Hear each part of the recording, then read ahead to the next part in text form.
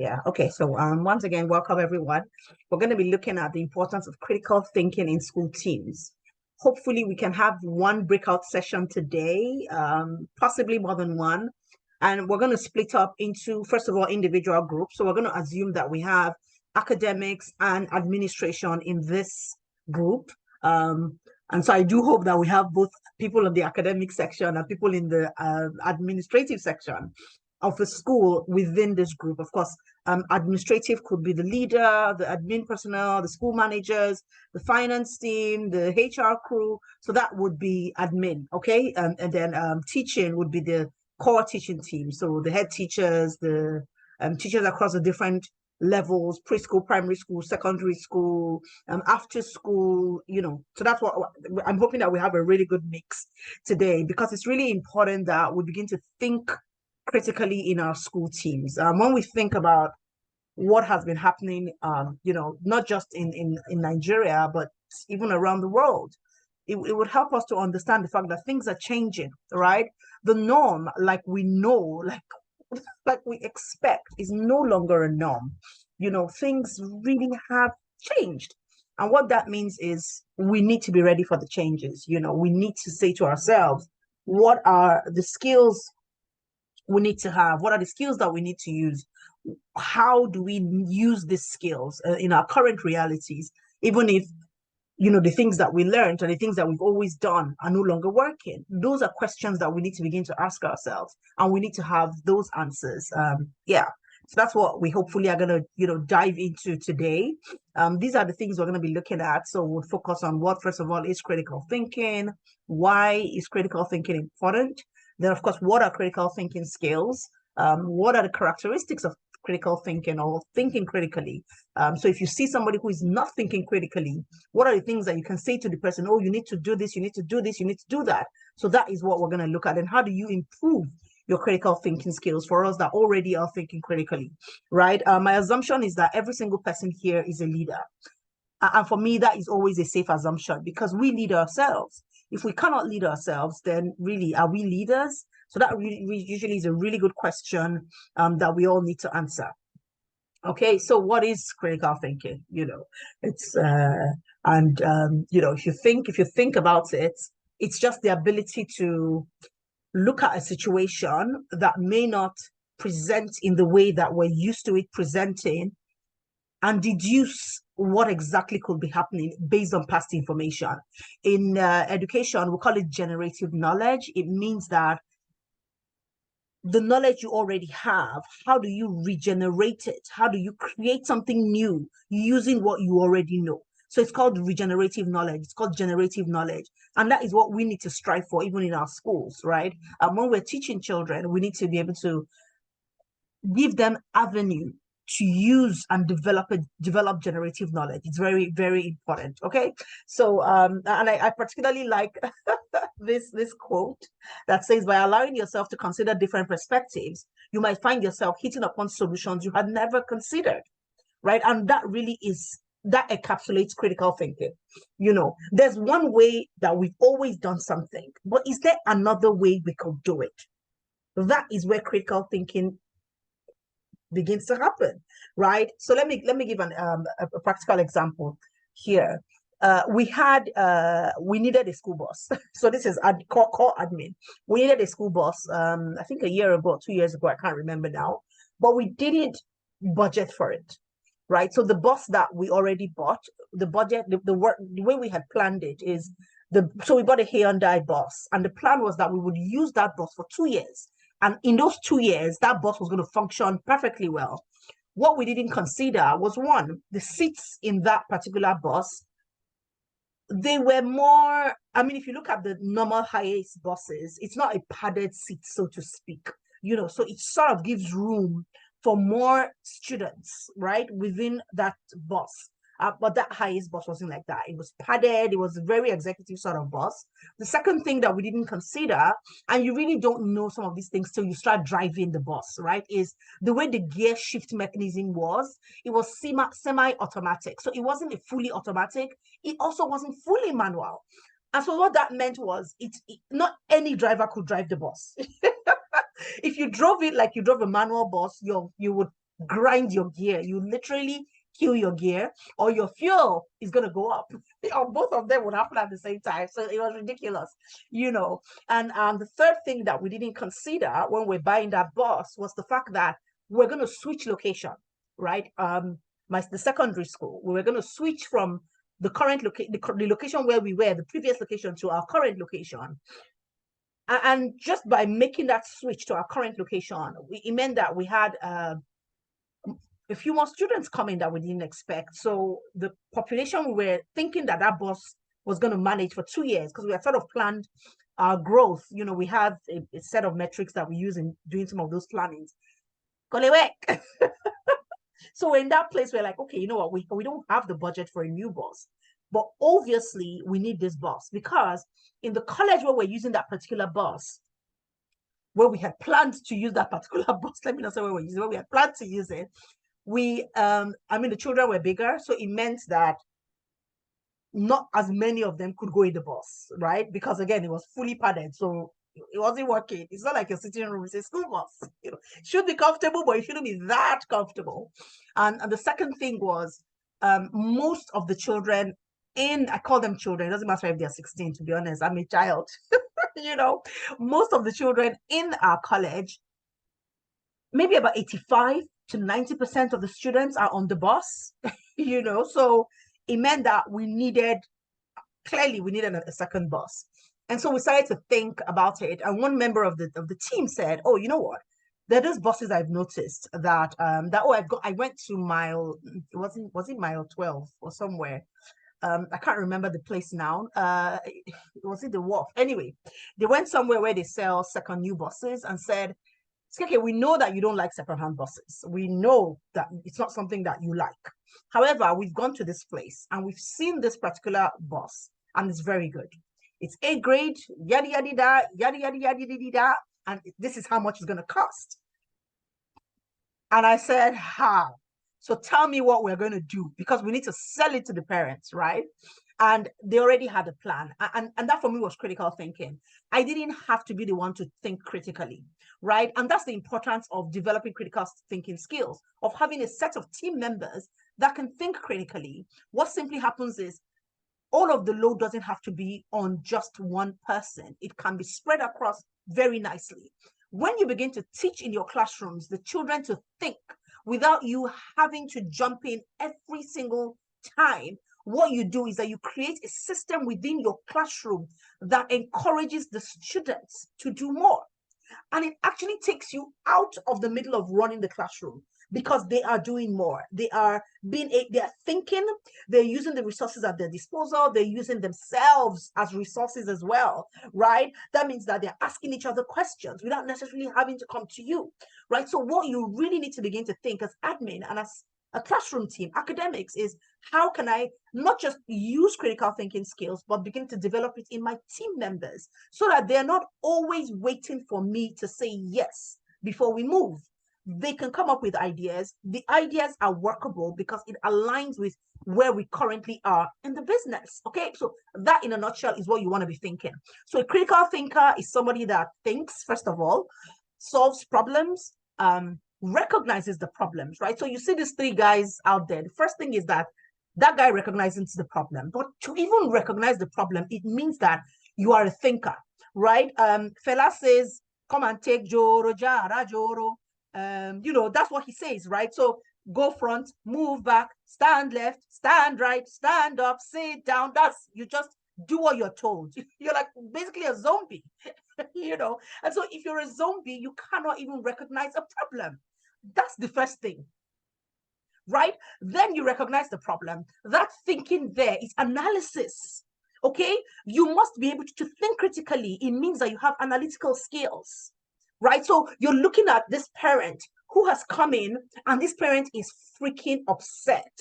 They're talking, and in your head, you're like, this thing that this parent is talking about, not rich.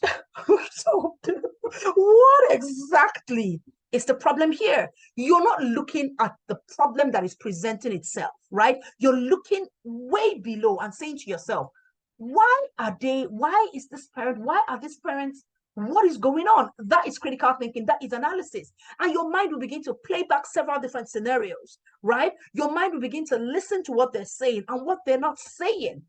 That's when you can come up with a solution that makes sense to them, that works.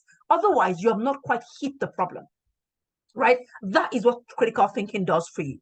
Or you have a child who every single time you say that we're going to work collaboratively, this child begins to act up in the classroom. They don't want to sit with that person. They don't want to sit with that person. You know, you're usually forced to literally insist that they sit down at a particular seat.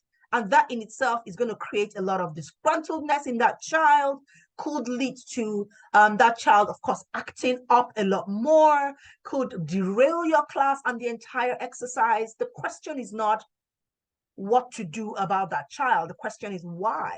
Why is this child behaving like this? Have they maybe had a bad experience with collaborative thinking?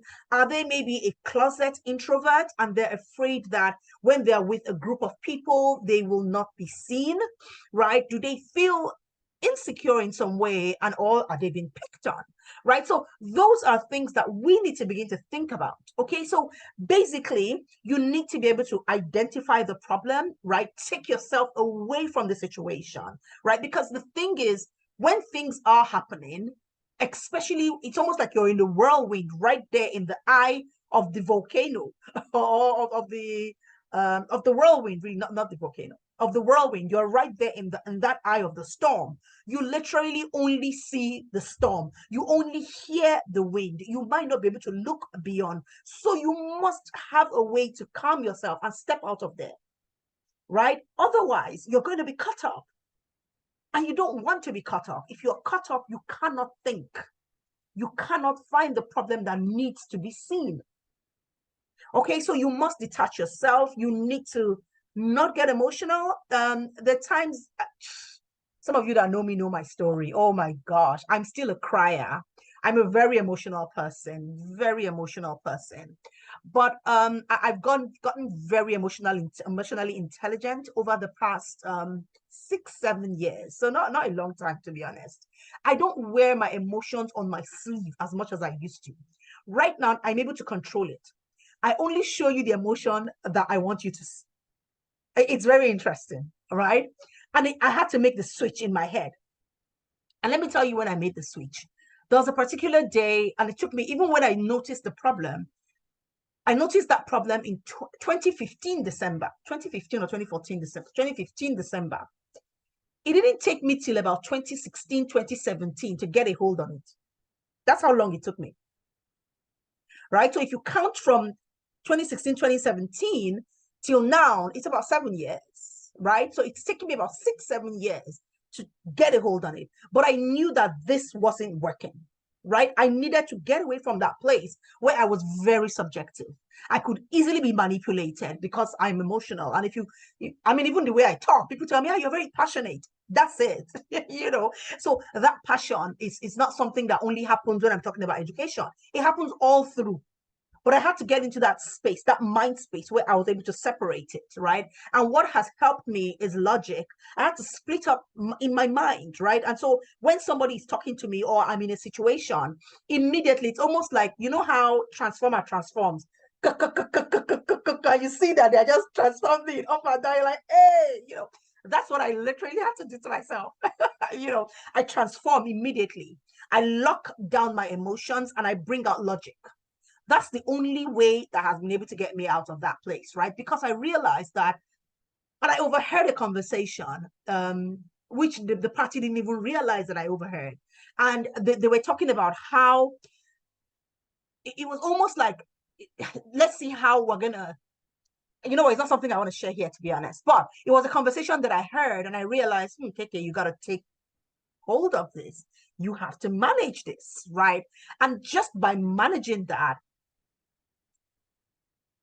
right now, I think some people feel I've gotten really cold, but I've just gotten to that place where I'm on lockdown. I've just been able to lock down things. When I want to show it, I show it. If I don't want to show it, I'm just, looking like that.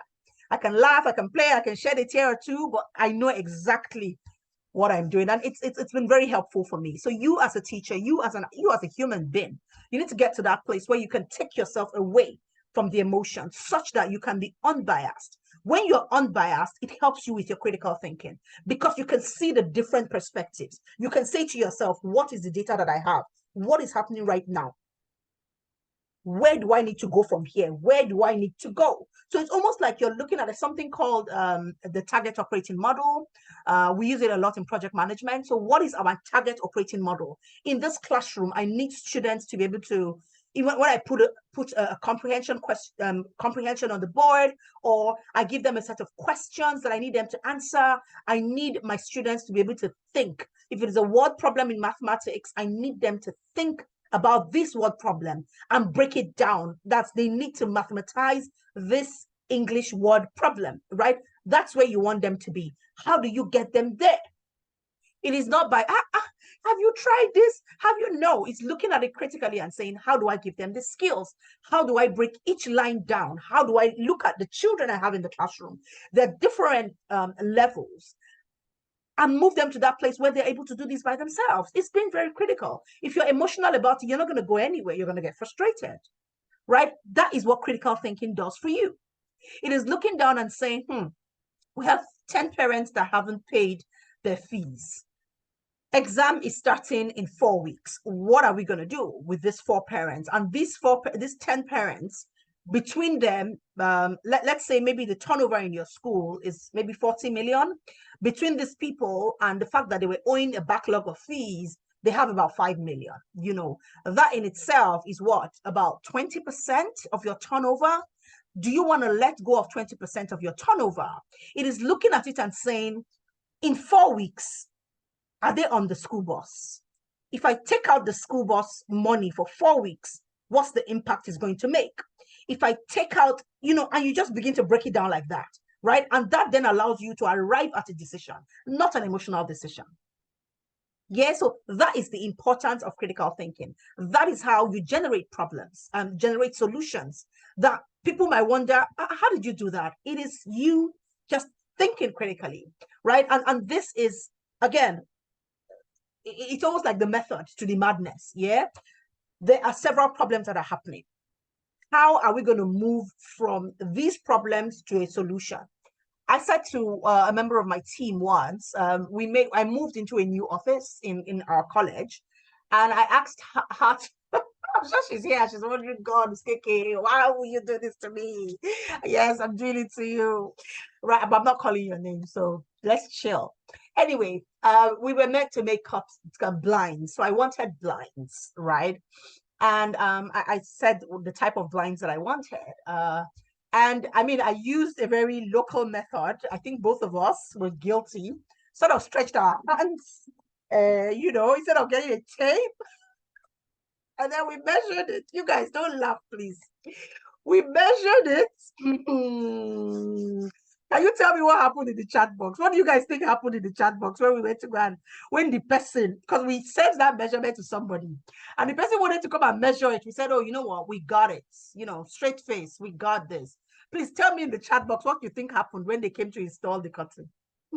I mean, the blinds. Come on, guys. Let me see you chatting now. Let me see it in the chat box. What do you think happened? Was it a yes or was it a no? What do you think happened when they got it? I'm waiting to see this chart. It did not fit. Wrong size, exactly. Oh my goodness. It did not fit. It was a no. Thank you, Chilo. It was a no. It did not fit.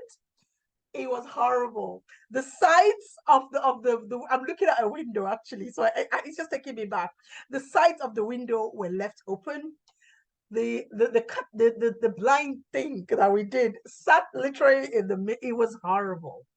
So I said to somebody, I said, you know what, we need to fix this problem. We called when the guy was fixing it, he was like, hey, this thing will not work. Before he started fixing it, he looked round, he measured, he went back, because they come with the blinds themselves rolled up. He measured it. He did.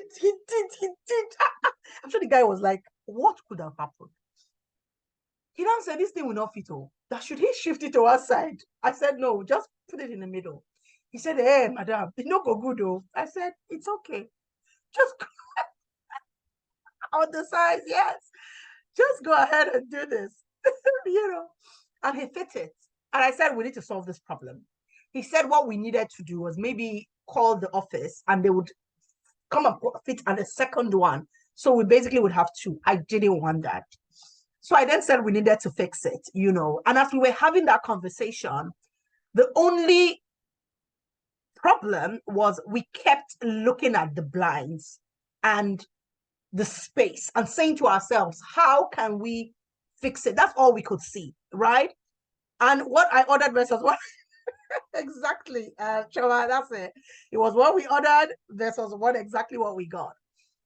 But we sat down in that space, and one day I said to my team member, I said, well, we're never going to find this solution if we keep looking at this problem. What do we need to do? We need to cover the sides, right, of the blinds. There are many homes that I've seen that have Venetian. It wasn't Venetian, actually. It was just regular, some type of blind anyway. I said, I've seen many homes that have those blinds, but at the sides, they also have like a share, you know, so it's almost like they pull apart the share and then you see the blinds. It's like day blinds and night blinds, right? So the day blinds are the share. When it's nighttime, they pull down the other one so it blacks it out. But during the day, sometimes they pull that up and they can actually push aside the share. So it looks like a nice design on the sides of the blind. I said we might have to do that. And that's what happens, right? A lot of the time, because you're in that space where you're not allowing yourself to think, you're not allowing yourself to see anything but the problem, anything beyond the problem. It is difficult to generate ideas because you keep getting stuck. And that was what was happening to us till we took our eyes away from this window, away from this blind, away from this problem, and said, we need to fix the shot. It's just forget the blinds. We have a space we need to fill. How can we fill that? And other things that we thought about was even flowers, right? Having the decoration, you know, all sorts of ideas started to come up, right? Because we realized that we can fix this. But we needed to take ourselves away from that place, right? Away from what we were focusing on. If we hadn't stopped focusing, we would never have gone to where we need to go. So that's why it is so important, right, to detach yourself from that personal bias, from that thing you're focusing on, from the emotional responses, and move away to where you can see things a bit more objectively. That is the importance. And that's what critical thinking does for you. So for school teams, for example, it helps in decision making. And I just explained that in terms of the school fees that I mentioned, right? Imagine that out of that 40, well, it was about 20% of your turnover was between 10 parents. And you said to yourself, these 10 people, 25 million naira, no, let's keep them in school. Forgetting the fact that between those children, you're running up more costs, right? Between those children, there's just so much that you're running up. Does it make more sense to let them go? Another thing that you need to look at, of course, is, like I said, the data. So that is one set of data. There are always different sets of data. So your question today really is, how many different data sets are you looking at? And that's something I need you guys to go away from this session with. When you're thinking, when you're faced with a problem, are you only looking at one data set? I'm going to give another example. Imagine that, so this again is straight to admin. You have, you're trying to reshuffle your team members, right? And you're saying to yourself, oh, I want to move some away from teaching the class to teaching another class. And these are all things that we look at, right, in schools. But then you start to think about the way the teachers are working, right? And saying, oh, you know what, this teacher works very hard. They always submit their lesson plans. They're always teaching. Their lesson, everything is always on time. They always meet the deadlines. And that is one data set. One. Is that data set favorable? The answer is yes. But is that the only data set you should be looking at when you think about a class teacher? So I'm going to throw this question again to you guys. And please drop in the chat box. When you're thinking about a teacher, are you only supposed to be looking at their performance in terms of what else should you be looking at? I've already talked about the fact that this teacher is able to a class teacher now, when you're thinking of making somebody a class teacher, are we only meant to look at their like cognitive reasoning, right? So in terms of the fact that they are able to do their lesson notes on time, when the lesson note comes out, it has minimal errors, the reports come out on time, is that all we're supposed to be looking at? What else should we be looking at for a class teacher? Can I see in the chat box, please? Because thinking is holistic. It must be robust. Otherwise, then we're going to make the wrong decisions in our schools. So can I see what else should you be looking at if you're thinking of hiring a class teacher, if you're thinking of swapping class teachers, what should you be looking at? Fantastic. Class management skills. Fantastic. Thank you. Managing the classroom. Emotional intelligence, managing the pupils. Thank you. Time management, class management, organization. Exactly. Communication, emotional intelligence. Yes. Creativity, classroom management. Exactly. Bingo. What age does she work with? Yeah, or he. Talent discovery. Thank you for that. Yeah, these are other data sets that we need to look at. But a lot of the times, the only data sets that we focus on is that performance that is so visible. And when you make that sort of decision, a lot of the time, you're missing out on some of the other really important skills that you just are not seeing. Right? Every single time, when we talked in the WhatsApp group, we talked about the fishbone diagram and the importance of the fishbone diagram, what it does for you, right? This is the sort of situation where, guys, if you're not in that session, it means that you haven't registered for the school wired conference. That's why you missed the session about the fishbone. Okay, we did that sometime last week, or was it this week? Can't remember if it was this week or last week, but it was something that we did on the WhatsApp group, right? So that's something you need to think about, right? How can I use the fishbone? Now, if all you are putting on that fishbone is just one data set, you're going to miss it. You must consider what class is this person currently and what class do I want to put this person. You must consider how they manage the classroom. What are the different elements of so in that fishbone, classroom management is of course going to be a big one, right? And under classroom management, you're going to put the different areas, timely reports, sort of reports, child management, emotional intelligence. So that would probably, of course, there are a few more that comes in the classroom management. Under the tasks, you will then have, of course, deliveries, time management, quality of deliverable, so those are things that would go. Parent management is another thing, right? How does this person manage the parent in their classroom? How about event management? How about playground duty? All of those things are what we need to begin to think about, right? And those are still just a few data sets. So we really should not be basing decisions on just one data set, which is why as admin, you need to learn how to create systems where more than one person is thinking through decision making, right? Because I might be blinded. I might be seeing just one part and unable to see the other parts. But having other people then helps you to have a really robust system for decision making. So fantastic. So that's how critical thinking helps you in decision making, just looking at the different other aspects of this person beyond what they present, and then really grading them accordingly. A second one, of course, in terms of, so this one is moving people, firing people. If you wanted to let go of some people, again, you need to sort of go through that system and say to yourself, what are the most important elements for a teaching team, for an admin team, for example? What I would need from a teaching team and an admin team are two very different things. Admin, stakeholder management is a big deal, right? Internal, external, integrity is a big deal. Of course, you need that in the teaching team, but I've been talking about teachers, so let me talk about admin. Well, integrity is a big deal, right? Understanding time management is a big deal. Critical thinking, organizational skills are big deals, right? So when I'm looking at that, I'm going to have to grade those skills and say, what are the top 3, top 4, top 5, and then plot everybody on the chart and say, who needs to stay, who doesn't need to stay. Again, it's not emotional, it's very objective, right? And those are the things that you need to begin to think about, you need to begin to look at, right, when you're making decisions. So let's look at number 2. Okay, so I need you guys with number 2.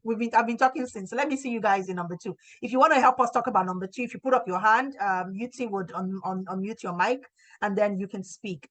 So when we look at assessing complex situations and developing innovative solutions, how does critical thinking help us with that one? Does anybody want to share? I think I've already given the expo to that particular number 2, actually. Actually, I think I've given the expo. With all my plenty talk. So yeah, who wants to share? Everybody's shy. Gang. Okay, somebody has dropped something in the chat box. Oh, Yuti. Okay. What happened? Did you go out of the room, Yuti? Sorry, guys. Let me try and make her co-host again. Yeah. Okay. Yeah, Yuti, your co-host now. Okay, so if you guys, nobody wants to share. Okay, so let me jump in again. People seem to like my voice very much. Okay, so when you think about accessing complex situations, again, it's like what I just said in decision making, right? And that example that I gave is a complex situation, the one about the class teacher, because there's so many different facets to that job that we cannot only look at one particular situation. We also had a situation, and I would always use examples from myself, right? Because I don't believe in saying things that are untrue.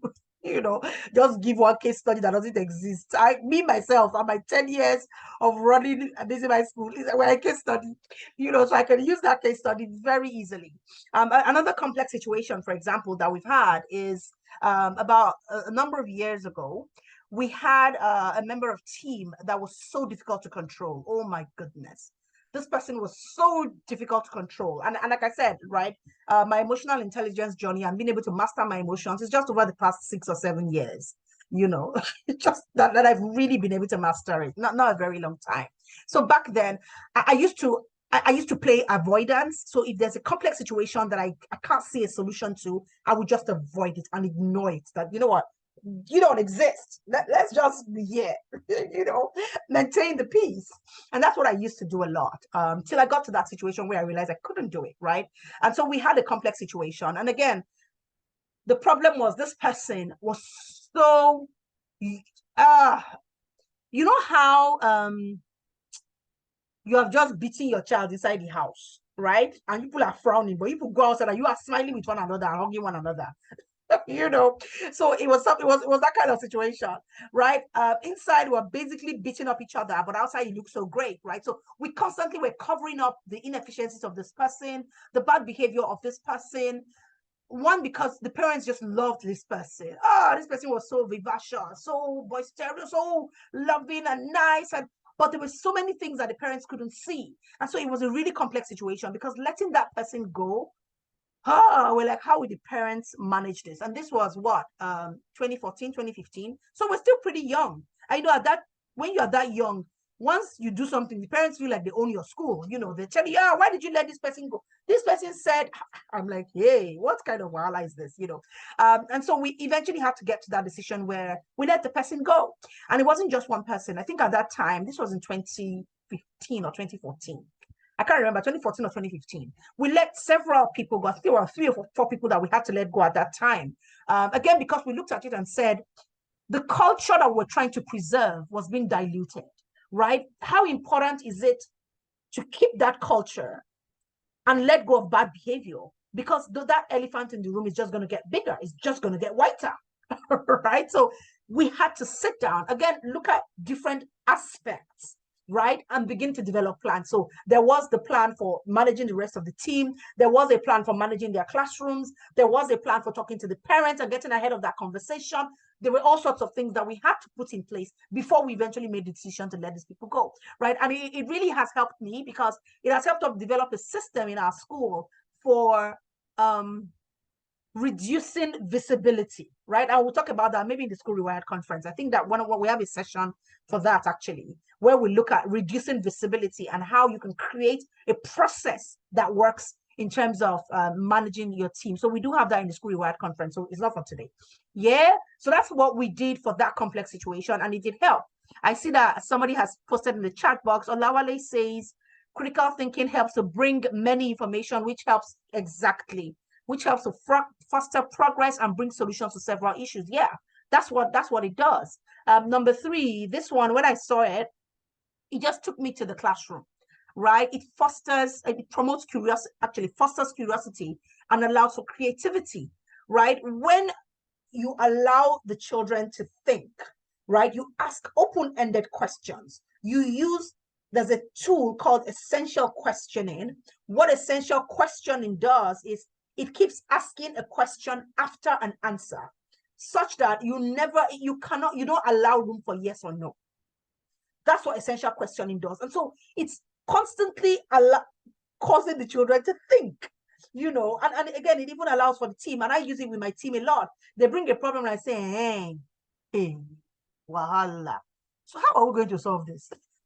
There are times where I'm quick and I give the solution depending on what is happening. There are times where I'm like this, hey, oh yeah, help us, and I'm not going to do anything, right? And that's something that you need to do, right? If you don't have a team, Tosin says using the Socratic, hey, wahala. Tosin is like, you will mute your mic and explain this one. The Socratic methods of teaching. Hey, all these people that used to do a FICO when they were in school. That's one of them. You guys have seen that person. Yeah. But maybe Tosin, you can share a bit more light on that. Tosin, fantastic. Thank you so much. Tosin is one of our speakers for the School Rewired Conference. So thank you for joining this session. And yeah, Olawale is one of our speakers, actually. We have a number of our speakers that I just noticed actually in the room. It didn't click before. You see why critical thinking is good? It just didn't click. It's not that it's clicking. So you see that you have strong people. Yeah, strong people that are in the house. Yeah, so those are ways that that's what it does for you in terms of fostering curiosity and allowing for creativity. It promotes effective communication and collaboration in the workspace. When many people are speaking, right, and everybody's voice is heard, it allows people to feel like they belong. It's not just one person. Personally, I don't like to be the only one that is the sharpest pencil in the room. I don't like it. Let all the pencils be sharp together, and that's how I like to work. It fosters, it's just beautiful. Yeah, everybody feels like they own the system, they're part of the system. And that is a really, really good one for us to begin to think about. Yeah, so that's what critical thinking does as well. And then, of course, it forms well-informed opinions, right? Because everybody is sharing. Everybody has something to say, has something to add. And so the opinions and the solutions that you eventually come to are always very good, because it wasn't just one person. Another thing that you do and why it is really important, and that really helps. I'm not going to be talking about the 6 hats. We're going to do a 6 hats session on the WhatsApp group. Okay, so 2 sessions we have lined up within the next 1.5 weeks. One is the thinking hat session. Another one is, I think, effective leadership. I can't remember. UT will let us know what the names of these 2 sessions are. But we're going to be looking at that 6 hats, and it helps you, right? It's looking at the 6 different hats: the red hat, the white hat, the black hat, the red, the green hat, the blue hat, and the yellow hat, and saying, what do we do with this hat? What are we going to be looking at, right? What is happening? This decision, it's almost like passing it through a litmus test, but it's just that you have 7 hats right now that are your litmus test. So that is something that critical thinking also does for you. So when you come out with your solutions, whoosh, they're on fire, literally. And then, of course, it increases organizational performance. All these things that I've mentioned, obviously, your performance, your organization is going to perform very well, because you're not only looking at one part, you're looking at several different parts. You're not only putting people in square pegs and round holes, but you're looking at the person and saying, even though you are a square peg, there's nothing wrong with you functioning in a round hole. Nothing. It's going to help you become a more rounded individual. And those are things that you begin to see because people are thinking critically, right? It's not what they're used to.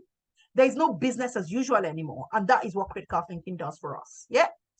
If you have any questions or any comments, you can please drop it in the chat box so that I can see that. I'm not able to see everybody. As you know, on Zoom these days, you really are not able to see people when you're teaching. It's usually just, well, depends on how you, yeah, okay. So I've altered the way that I can see Zoom, so I can see a few more people now. Yeah, but if you have any questions, please drop it in the chat box. If you want to make a comment, please raise your hand. We'll be more than happy to give you the mic. Yeah. And so, yeah, these are reasons how the importance of critical thinking again. Decision making, problem solving abilities. It refines your research skills, because you have to go and find out and say, what else am I not seeing? What else don't I know?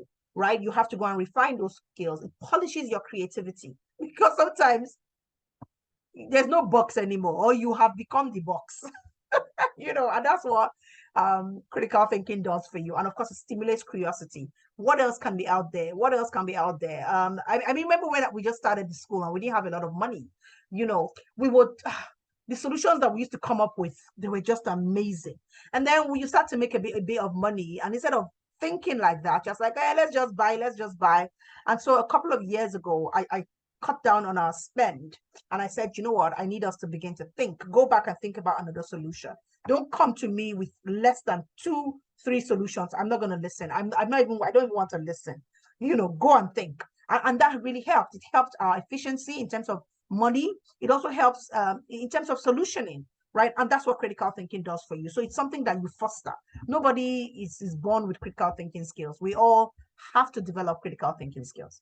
All right. So what are these critical thinking skills that I'm talking about? I've already mentioned them, but in a nutshell, this is what they are.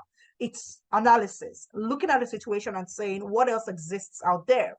What else can I be doing? What is the target? Where am I? What is the gap? How do I close it?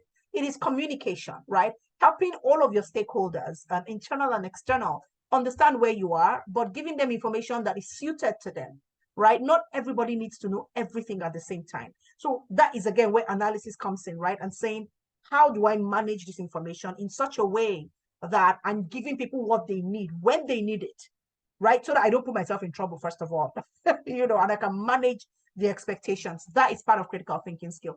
Open-mindedness is critical thinking because you begin to entertain thoughts, opinions, perceptions beyond what you know exists. There's a saying I like to tell myself, KK, it's not everything that you know. That is all there is to know. There is more. And that keeps me in check. It helps me understand the fact that even though I'm very bright, but there are things that I don't know. And so that just helps me understand that, right? So that is open-mindedness. If you're not open-minded, you cannot think critically, you cannot analyze, and your communication will be poor because you're only going to make it about yourself. And it really is not about you.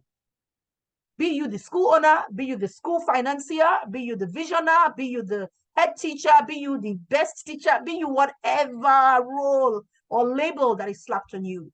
All you know is not all there is. You can also only be in one place at a time physically. You can have videos that are helping you see things, but that you are in one place physically. You can only be in one place at a time. Okay? And your eyes, most of the time, I don't know if there's any other way that you can do it, can only be looking in one direction. Right? So that means you must be open-minded. You must be open to listening to other people. And then you must be very creative. Creative in the way that you look at problems, in the way that you look at the solutions that are being proposed, in the way that you bring people together to arrive at the problems that you are solving, right? Those are important critical thinking skills. And then, of course, problem solving, all of this sort of ties into problem solving itself. Okay, so those are critical thinking skills. I always say to my children, they say, oh, mommy, this didn't happen. I say, hey, so what else do you want to do? Or what are you going to do about it? And I will turn away and keep doing something else. I'm thinking about them. I'm worrying, are they going to get it? Are they going to manage this? But I will not turn away from what I'm looking at. Let them figure it out, right? And that's how we need to begin to think, not just as parents, but even as teachers, even as school leaders.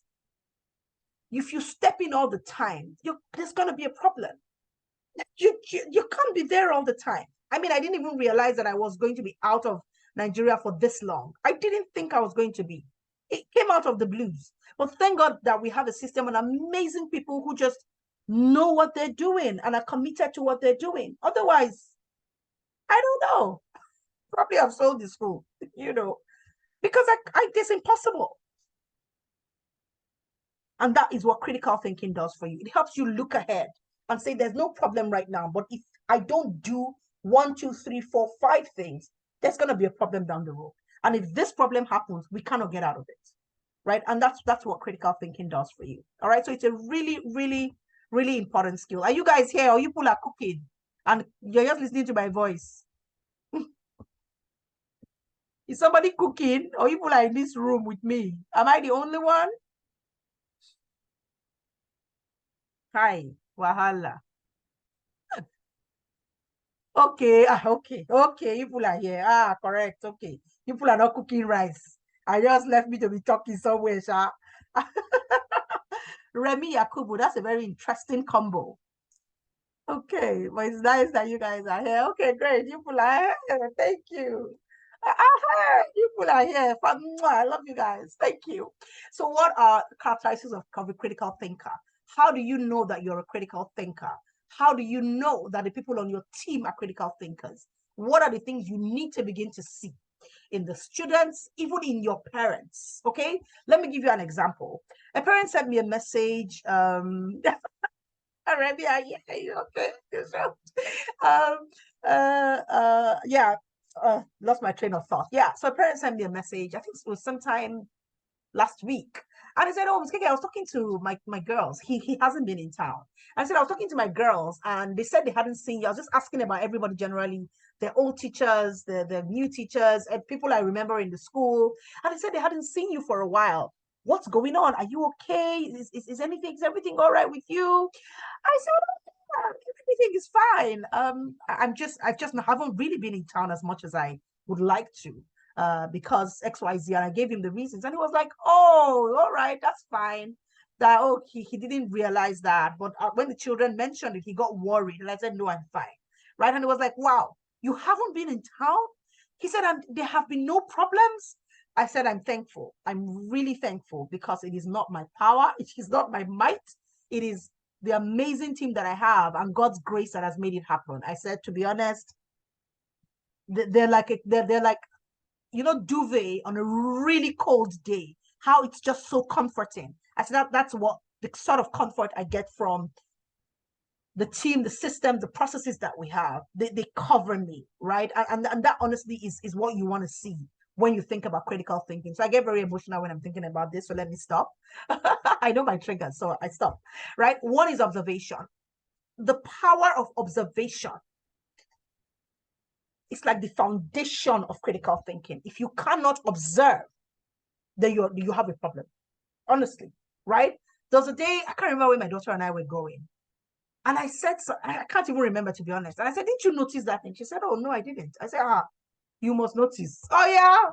And for me, I just started out certain exercises that I'm pointing things out. We're going around. I'm reminding her. So what did you see there? So do you remember that place I went to that day? What am I doing? I'm trying to get her to be more spatial, right? To observe. And it's not just physical observation, it's mental as well. It's emotional observation as well. Those are very important observation techniques. We need to be able to notice things. If we don't notice things, you cannot predict opportunities. And that means problems will just happen. Meanwhile, some other person might have seen and said, this thing that you're doing is you're going to have problem later. But you didn't see it, but everybody else saw it.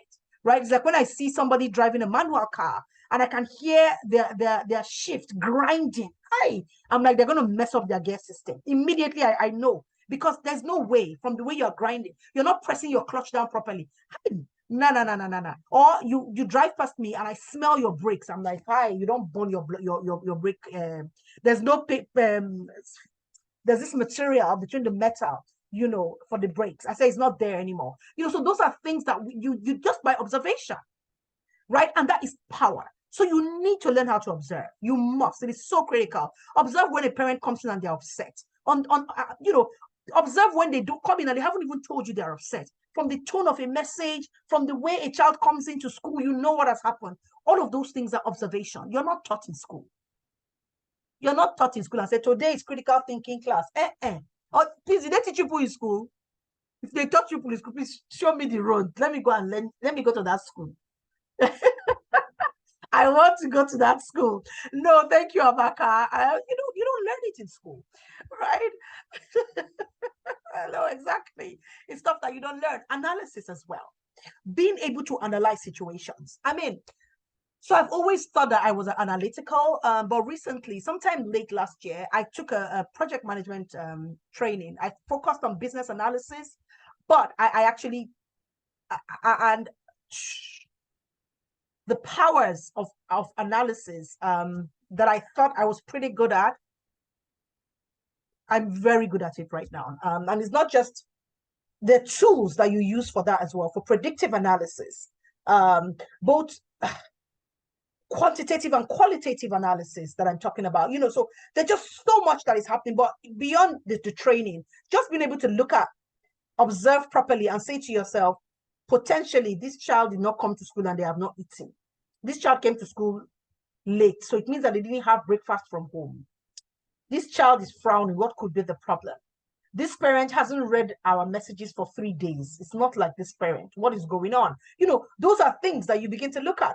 This dad hasn't been around, and mom works if they 9 to 5. So what could where would this mom possibly need help?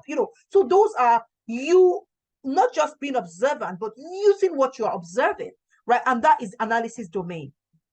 Yeah. So those are really, really important for you. And then inference. And that's why when you're teaching, especially, it really breaks my heart when we leave things like inferences and drawing conclusions only to our literacy team. Now, School Rewired Conference, they're fantastic sessions on our sessions for language are just phenomenal. This year, well, last year they were phenomenal as well, so I can't even say this year. But the things that we're bringing in are just, yeah, they're good, really good, right? And so it's very painful when I see that a science class, for example, is not doing as much inference as they should, right? It's only really in English classes that you see children making inferences, drawing conclusions. We should use it even in math classes, in economics classes, in chemistry, physics, whatever. We should, because it helps the children think. Their brain begins to develop. Their brains are no longer dependent on a teacher telling them what to do. They can think. And that's how you run a sustainable system. This is for school leaders, school managers right now. You cannot be the only one that has the voice that can speak in a room, in a meeting. Shut up sometimes. Shush. Let somebody else talk. Right? Let somebody else even express themselves. It's so important, guys. Sorry, I said shut up, but you know what I mean. Yeah? But it's so important. Don't only be the person.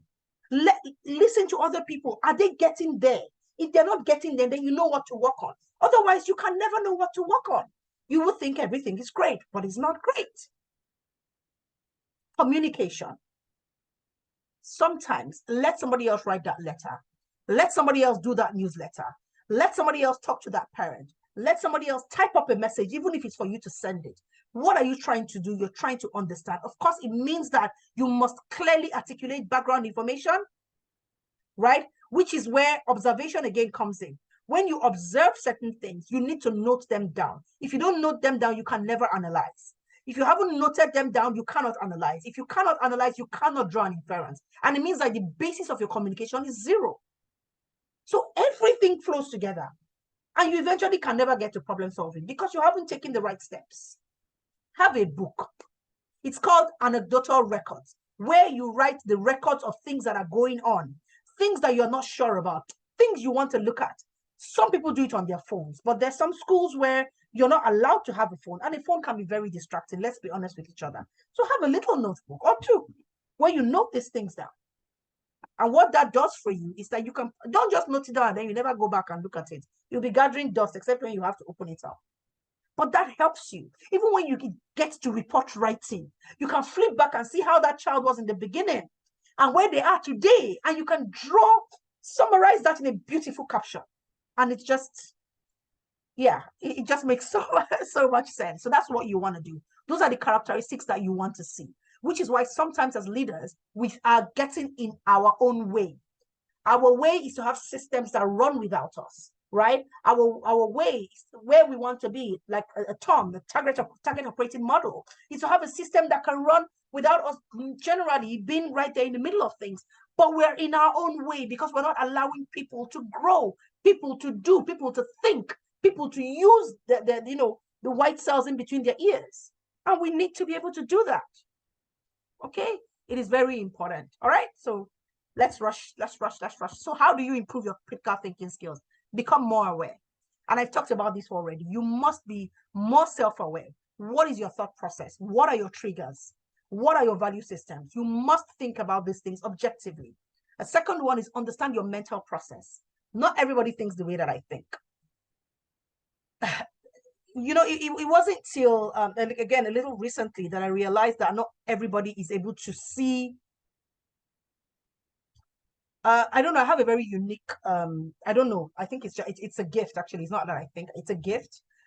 You can be talking to me, and I've seen beyond what you're saying, but not everybody has that. Not everybody thinks like that.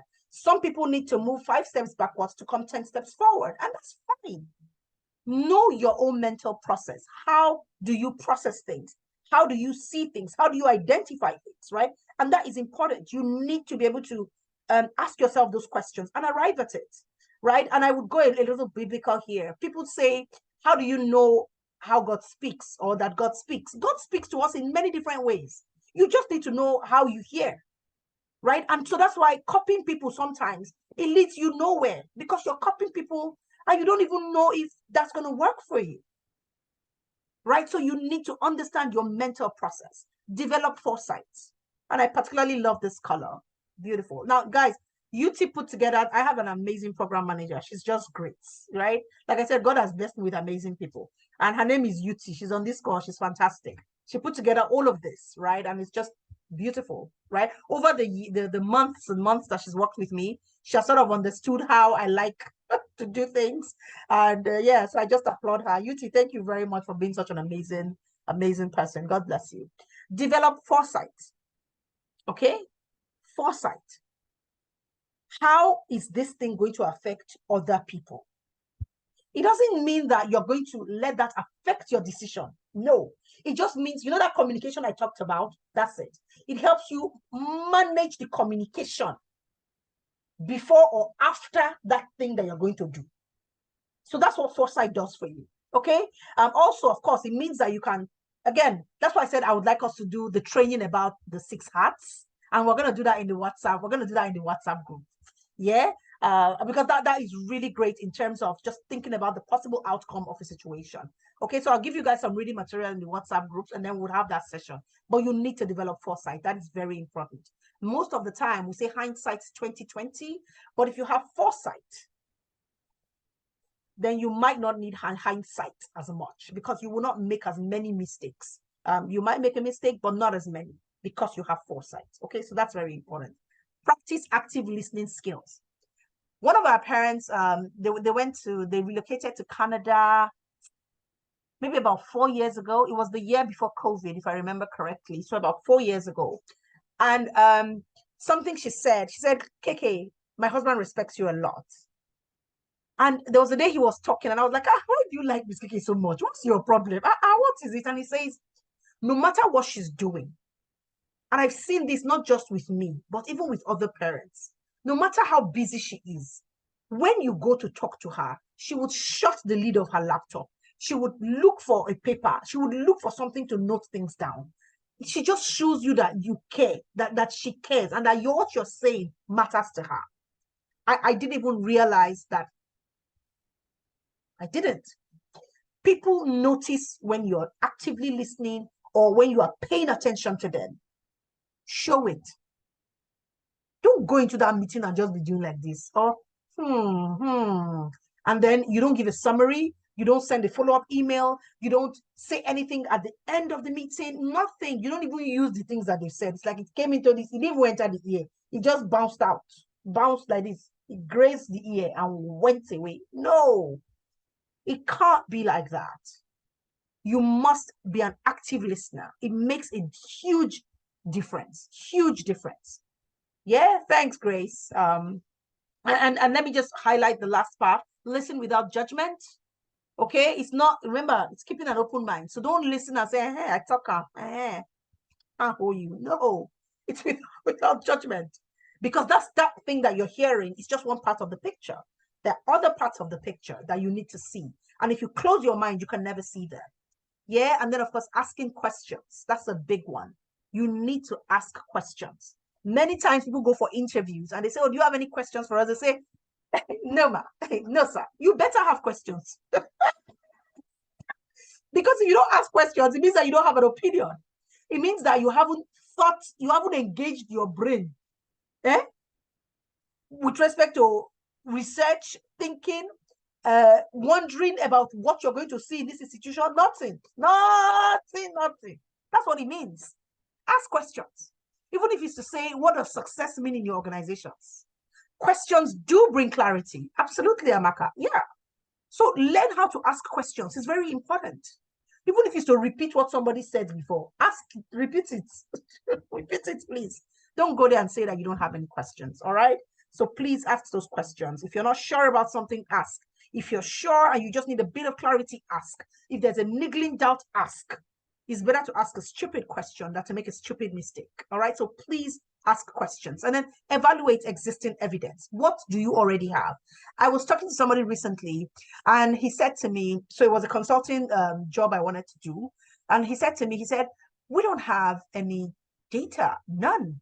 We're just blank. We're just working without documenting things. And I said that in itself is data. The fact that you're working without any documentation at all is data. I said, so there will be something there, you know, and he was like, oh, he never thought about it like that. And I said, yeah, it is. Okay, so we must always evaluate the existing evidence. Sometimes it might require us just doing this and just, again, observing. But there's always evidence if you look in the right place, okay? Research, sort out the facts, use a previous experience, you know, just think and say to yourself, what else could be out there that I might be missing? Okay, that is how you use existing evidence because it exists. We're just not looking in the right places. Yeah. And yeah, that's it today for our critical thinking class. But I really do hope that it has been helpful. I hope that you've learned 1, 2, 3 things that you can take. But most importantly, understand the fact that it starts with observation. If you cannot observe, you really cannot see. And if you cannot see, then there's no way you can define the problems. If you're not documenting what you're seeing, then you have nothing to analyze. So observe, be open-minded enough to see, document what you're seeing so that you can do an analysis, a 360 degrees analysis, and then move forward with solutioning. Yeah, so if you have any questions at this time, please let me know. I'm just going to stop share very soon. Thank you all so much for being here. It was just an amazing evening with you all. Yeah. Okay. Thank you so much. Do we have any questions? Thanks, guys. So we're gonna keep doing this in our WhatsApp group. Like I said, we have, you know, other sessions that we have lined up in the WhatsApp group for those who have registered for the School Rewired conference. If you haven't registered, you want to register. You also want to take advantage of the current discounts and just register as many team members as possible. I like my team to see and hear what I'm seeing because it just helps, right? We see we're usually more on the same page because we're seeing things from the same perspective. Is it possible to teach? That's a great question. Let me see. I think we do have some questions. Chinwe, that's a really good question. Yes, it is possible to teach people how to observe. How do you teach people how to observe? You ask them questions about what you have seen. Okay? So something that I used to do back then was I would tell the team to do, and I think we still do it, I'm not sure. But when we have interview sessions, we would send one of the candidates or two into different classrooms and we'll tell them, go and sit down and let us know what you saw and what you want to change, you know, based on what you saw. That is observation. And so one way that you can ask questions, and that would put you on your feet a lot, right, Chinwe, is to say, oh, so what happened before you came out for recess? What happened during recess? Did this happen? What did all the children eat today? So with the areas that you want them to carry observation on, develop a set of questions, almost like a checklist, and ask those questions every single time, right? The more you ask those questions, their brain automatically will begin to focus on doing those things till eventually you switch it again and you expand it a bit more. But expanding it doesn't mean that you forget the area. So you let them always understand that they need to add what they've seen and then add this one on top. You know, and that just forces them outside to see more, you know, than they would have thought possible. Yeah. And so that's how you force people to think. Yeah, it's difficult, but you have to train the brain actually, because the brain is very funny. It's very funny. Yeah. It always makes room for what it feels is important. So you need to constantly work on those neural pathways so that they begin to see that these areas are important. Yeah. All right. Thank you guys so much. If you have any other questions, you can of course drop it in the WhatsApp group. I think UT has opened up the group. So if you have any questions, please drop it in the WhatsApp group and then we can talk there. Let's save our data. Thank you all so much, guys. So we'll see you guys in the group. So Remy says, how do you handle teammates who always think negatively? So the question really is, why are they thinking negatively? And what are they thinking negatively about? The reality is that what you focus on is what you see. Okay, so it means they probably are seeing only those wrong things. That could be, again, it's difficult for me to talk about it without understanding the context, but let me give an example. If your school, for example, they don't pay salaries on time, the team members may constantly talk about the fact that salaries are not being paid on time. Is that a reality? It is. And because they're unhappy about it, that's what they'll keep talking about, especially if they see that, you know, maybe things are happening, there's painting going on, this thing was just bought, that thing was bought. So why are they not paying off salary on time, right? New children are coming in. You know, one is that they don't have all the details. They don't understand that maybe the school had a loan that they're paying, yada, yada, yada. They may not know. Again, that's where communication comes in. But the reality is they're focusing on the wrong things. So you need to be able to find a way to switch their focus. The second thing that you need to determine is if these are disengaged members of staff. And I will talk about this in another session. I don't think we can talk about this today. I mean, I don't think we can. So you to make note of it. Employee disengagement. Okay, disengaged. I'm wondering what to tell her so that she remembers, so that we can talk about it. But you need to really think about the engagement level. So you have engaged, actively engaged, disengaged, actively disengaged.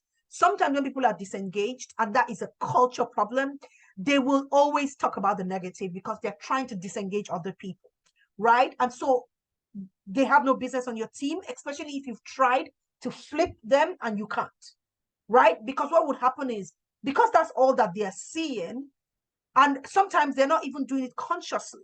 It's just that that's all that they see. And they have become disillusioned with the system over the years. They're just tired, they're irritated. And so that's all they see. So even when somebody's seen something else, they're like, are you joking? You just come now, wait, right? And so that's almost like a fox that is spoiling the vine. So there are times where that person just maybe needs to leave the system.